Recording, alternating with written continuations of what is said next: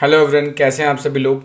आज बात करने वाले हैं ट्रांसपोर्ट अक्रॉस सेल मेम्ब्रेन। क्योंकि इससे पहले वाले वीडियो में हमने सेल मेम्ब्रेन के बारे में पढ़ लिया था, बस रह गया था कि सेल मेम्ब्रेन के अक्रॉस ट्रांसपोर्ट कैसे होता है। तो ये एक बहुत इंपॉर्टेंट फिनोमेना है जिससे कि हमें ये पता चलता है कि किसी भी सेल के अंदर कोई सब्सटेंस कैसे आएगा और कोई सब्सटेंस सेल के बाहर कैसे आउट होता है।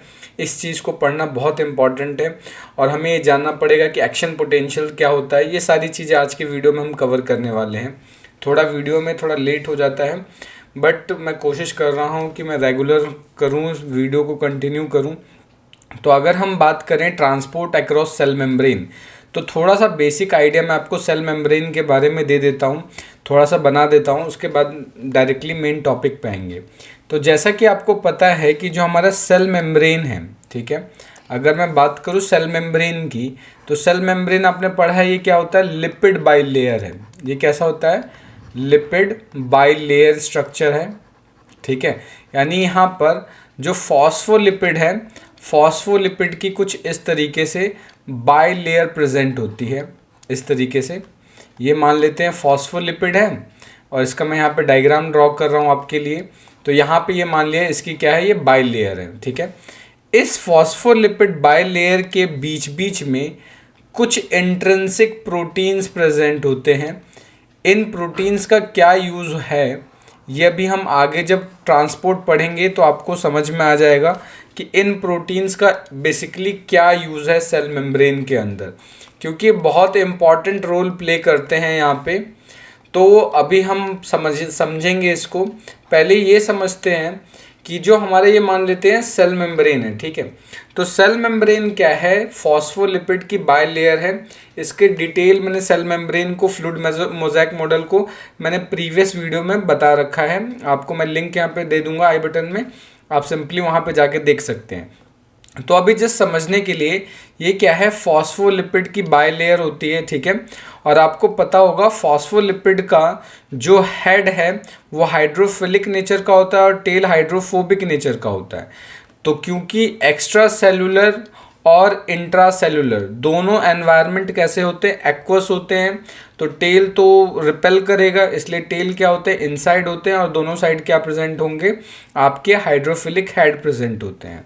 तो अब यहाँ पे अगर हम बात करें ट्रांसपोर्ट अक्रॉस मेम्ब्रेन, तो ट्रांसपोर्ट किस किस तरीके से हो सकता है, ठीक है। जिसमें से जो सबसे पहला हम मेथड समझेंगे ट्रांसपोर्ट का, वो है आपका सिंपल डिफ्यूजन। सबसे पहला क्या है, सिंपल डिफ्यूजन। यानी सेल के अंदर कोई चीज़ आ रहा है या सेल के से कोई चीज़ बाहर जा रहा है, तो उसमें से जो सबसे पहला मेथड है वो है आपका simple diffusion.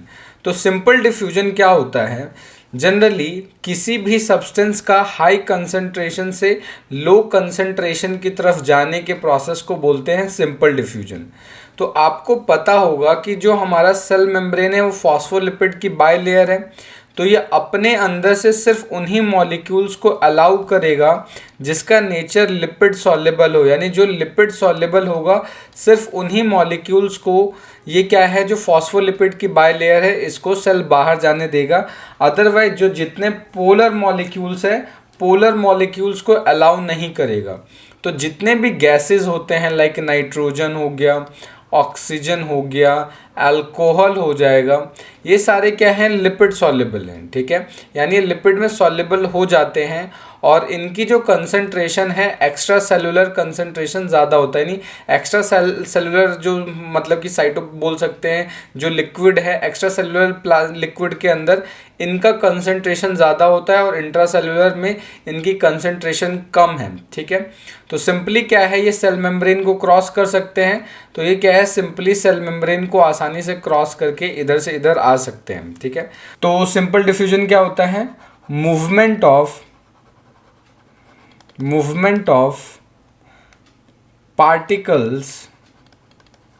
particles across cell membrane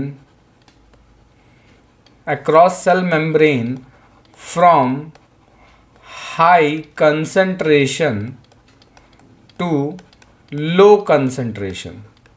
यानी हाई कंसंट्रेशन से लो कंसंट्रेशन की तरफ मूव करने का जो प्रोसेस है उसको हम सिंपल डिफ्यूजन बोलते हैं। ठीक है, अब ये जो सिंपल डिफ्यूजन हो रहा है वो किन किन बातों पर डिपेंड करेगा। ठीक है, पहली चीज़ तो ये कंसंट्रेशन पर डिपेंड करेगा, यानी जिस मॉलिक्यूल का डिफ्यूजन हो रहा है उसका कंसंट्रेशन क्या है। ठीक है, तो सबसे पहले जो रेट ऑफ डिफ्यूजन है, अगर हम बात करें, जो रेट ऑफ डिफ्यूजन है, रेट ऑफ डिफ्यूजन, ठीक है, rate of diffusion directly proportional होता है किसके, कंसंट्रेशन ग्रेडियंट के। तो पहली चीज़ किस पे डिपेंड करेगा, कंसंट्रेशन ग्रेडियंट की, किसकी कंसंट्रेशन ज़्यादा है और किसकी कंसंट्रेशन कम है। जैसे एक्स्ट्रा सेलुलर फ्लूइड में इनकी कंसंट्रेशन ज़्यादा है और इंट्रा सेलुलर फ्लूइड में कम है, तो सिंपली क्या है, एक्स्ट्रा सेलुलर से इंट्रा सेलुलर फ्लूइड की तरफ आसानी से मूव कर सकते हैं।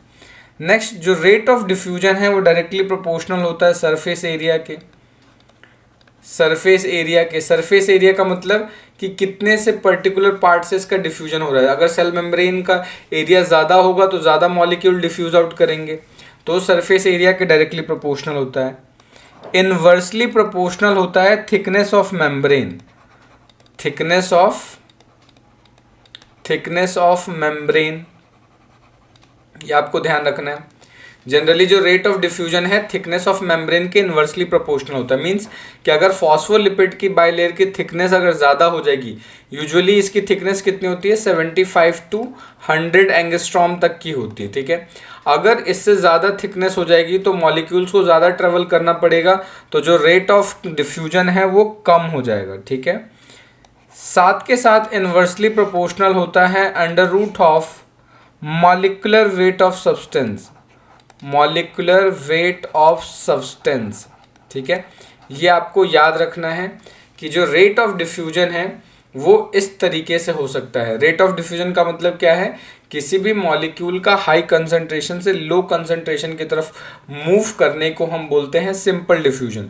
यूजुअली जितने भी गैसेस हैं यहाँ पे, जैसे नाइट्रोजन, ऑक्सीजन, उसके बाद अल्कोहल, ये सारे के सारे क्या है, सिंपल डिफ्यूजन से मूव करते हैं। तो यहाँ पे एनर्जी की रिक्वायरमेंट नहीं होती, so no need of ATP, no need of ATP. जो भी चीज़ हो रहा है वो कंसंट्रेशन ग्रेडियंट के अकॉर्डिंग हो रहा है, यानी हाई कंसंट्रेशन से लो कंसंट्रेशन की तरफ मूवमेंट होता है। ठीक है, तो ये था सिंपल डिफ्यूजन।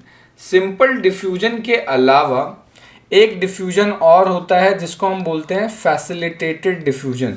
फैसिलिटेटेड डिफ्यूजन का क्या मतलब होता है, जैसे सपोज करो कि अभी मैंने बताया कि जो सेल मेम्ब्रेन है वो अपने अंदर से सिर्फ उन्हीं मॉलिक्यूल को अलाउ कर सकता है जो लिपिड सॉल्युबल हो। जो लिपिड सॉल्युबल मॉलिक्यूल नहीं होते उनको वो अलाउ नहीं करता। ठीक है, लेकिन सपोज करो कुछ पोलर मॉलिक्यूल है, जैसे कि सोडियम है या कुछ दूसरे, ग्लूकोज हो गया, कैल्शियम हो गया, ये सारे पोलर मॉलिक्यूल्स हैं। ठीक है, तो पोलर मॉलिक्यूल्स को वो आसानी से अलाउ नहीं करेगा अपने अंदर से। लेकिन जनरली क्या होता है, सेल मेम्ब्रेन के बाहर यानी एक्स्ट्रा सेलुलर फ्लूइड के अंदर सोडियम की कंसंट्रेशन, कैल्शियम की कंसंट्रेशन, ग्लूकोज की कंसंट्रेशन, ठीक है, ये एक्स्ट्रा सेलुलर फ्लूइड में, ये कहाँ, एक्स्ट्रा सेलुलर फ्लूइड में इसकी कंसंट्रेशन बहुत हाई होती है। ठीक है, अब क्योंकि ये सेल मेम्ब्रेन को क्रॉस तो कर नहीं सकते, तो सिंपल डिफ्यूजन इनमें नहीं हो सकता। अब इनको डिफ्यूज़ करवाने के लिए, इनको तरी पार करने के लिए कुछ मॉलिक्यूल्स की रिक्वायरमेंट होती है, कुछ प्रोटीन्स की रिक्वायरमेंट होती है। तो अगर डिफ्यूजन किसी प्रोटीन की मदद से होता है तो ऐसे डिफ्यूजन को हम बोलते हैं फैसिलिटेटेड डिफ्यूजन। इसको क्या बोलेंगे, फैसिलिटेटेड डिफ्यूजन बोलते हैं। फैसिलिटेटेड डिफ्यूजन का मतलब क्या होता है, diffusion of molecule from high concentration to low concentration through carrier protein और चैनल प्रोटीन्स। ठीक है, so movement of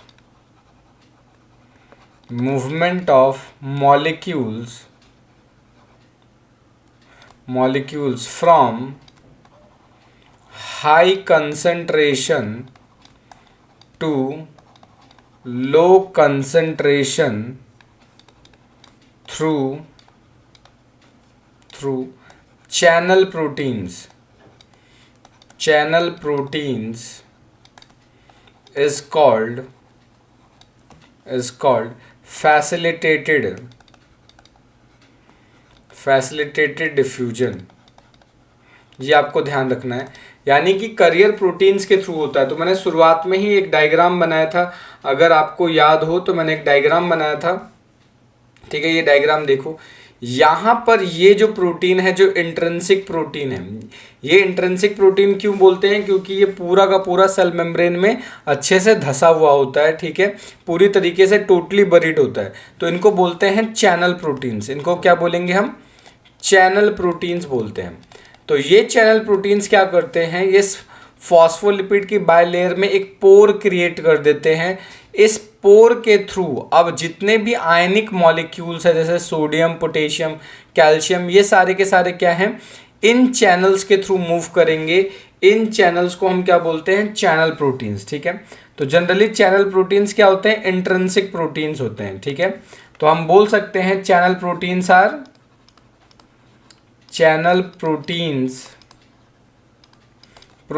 are intrinsic protein, ठीक है। चैनल प्रोटीन्स क्या हो सकते हैं? इंट्रिंसिक प्रोटीन्स होते हैं। और आपको ये ध्यान रखना है कि जो चैनल प्रोटीन्स हैं हमेशा ओपन होते हैं, ठीक है। ये क्या होंगे? दे आर ऑलवेज ओपन, ठीक है, दे आर ऑलवेज ओपन, ये हमेशा ओपन होते हैं, इसलिए इनको हम लीकी चैनल्स भी बोलते हैं, ठीक है। पोटेशियम लीकी चैनल या सोडियम लीकी चैनल, इनको हम क्या बोल सकते हैं? Leaky channel. इनको लीकी चैनल्स भी बोल सकते हैं। क्यों लीकी बोल सकते हैं? क्योंकि ये हमेशा ओपन ही रहते हैं, इसलिए इनको लीकी चैनल्स बोलते हैं। तो आप जितने भी पोलर मॉलिक्यूल है, लाइक सोडियम, कैल्शियम, ग्लूकोज, ठीक है, वाटर, इन सब का जो मूवमेंट होगा इन चैनल प्रोटीन्स की मदद से होता है। तो चैनल प्रोटीन्स की मदद से अगर होगा, ठीक है, अगर चैनल प्रोटीन्स की मदद से डिफ्यूजन होता है तो इस तरीके के डिफ्यूजन को हम क्या बोलेंगे? फैसिलिटेटेड, क्योंकि यहाँ पे फैसिलिटेट किया जा रहा है, अपने आप नहीं हो रहा है, इसको ज़बरदस्ती करवाया जा रहा है, ठीक है। तो इस टाइप के डिफ्यूजन को बोलते हैं फैसिलिटेटेड। तो किस किस मॉलिक्यूल का होगा? ग्लूकोज, कैल्शियम, ठीक है, इन सब मॉलिक्यूल्स का हो सकता है। इसमें क्या होता है, क्योंकि एक्स्ट्रा सेलुलर फ्लूइड में ग्लूकोज, कैल्शियम, उसके बाद सोडियम, इनकी कंसंट्रेशन एक्स्ट्रा सेलुलर फ्लूइड में हाई होती है, तो हाई से ये लो की तरफ मूव करते हैं, ठीक है। नेक्स्ट अब हम बात करते हैं, जो अब हमें बात करना है, ये तो था फैसिलिटेटेड डिफ्यूजन का, ठीक है। हम पैसिव ट्रांसपोर्ट के बारे में बात कर रहे थे। पैसिव ट्रांसपोर्ट का मतलब क्या होता है? एक ऐसा ट्रांसपोर्ट जहाँ पे एनर्जी की रिक्वायरमेंट नहीं होती। तो जैसे भी हमने डिफ्यूजन, सिंपल डिफ्यूजन या फैसिलिटेटेड डिफ्यूजन पढ़ा, उसमें एनर्जी की कोई भी रिक्वायरमेंट नहीं होती। तो पैसिव ट्रांसपोर्ट में क्या होता है? No need of energy, no need of energy, यहाँ पे हमें एनर्जी की कोई भी रिक्वायरमेंट नहीं होती है, ठीक है। यहाँ पे जो मैंने आपको चैनल प्रोटीन्स के बारे में बताया, तो कुछ चैनल प्रोटीन्स का नेचर ऐसा होता है कि वो किसी जनरली ऑफ रहते हैं और एक पर्टिकुलर वोल्टेज मिलने के बाद ओपन होते हैं। अगर हम बात करें चैनल प्रोटीन्स, तो चैनल प्रोटीन्स को हम दो टाइप में डिवाइड कर सकते हैं, ठीक है। एक को बोलते हैं वोल्टेज गेटेड चैनल प्रोटीन। ये सारे के सारे चैनल प्रोटीन के टाइप है। और दूसरा होता है लाइगेंड गेटेड चैनल प्रोटीन। तो अगर हम बात करें वोल्टेज गेटेड चैनल प्रोटीन की, तो वोल्टेज गेटेड चैनल प्रोटीन क्या होते हैं? ये इनिशियली क्लोज होते हैं, लेकिन जैसे ही सेल के अंदर एक पोटेंशियल, एक एक्शन पोटेंशियल जनरेट होता है, तो एक्शन पोटेंशियल जनरेट होते ही ये चैनल ओपन हो जाते हैं, ठीक है। जैसे कि सोडियम वोल्टेज गेटेड चैनल बोल सकते हैं, पोटेशियम वोल्टेज गेटेड चैनल बोल सकते हैं। और लाइगेंड गेटेड चैनल प्रोटीन्स क्या होते हैं? ये ऐसे चैनल प्रोटीन्स होते हैं जो किसी केमिकल स्टिमुलस के बाद खुलते हैं। जैसे कि मान लेते हैं न्यूरोट्रांसमीटर एसिटाइल कोलिन, कि एसिटाइल कोलिन जैसे ही मिलेगा ये क्या होंगे? इनिशियली क्लोज होते हैं, लेकिन एसिटाइल कोलिन के मिलते ही ये ओपन हो जाते हैं, ठीक है। तो ये था आपका पैसिव ट्रांसपोर्ट के टाइप। हमने सिंपल डिफ्यूजन पढ़ लिया, फैसिलिटेटेड डिफ्यूजन पढ़ लिया। नेक्स्ट बात करते हैं हम एक्टिव ट्रांसपोर्ट। एक्टिव ट्रांसपोर्ट क्या होगा? Active transport,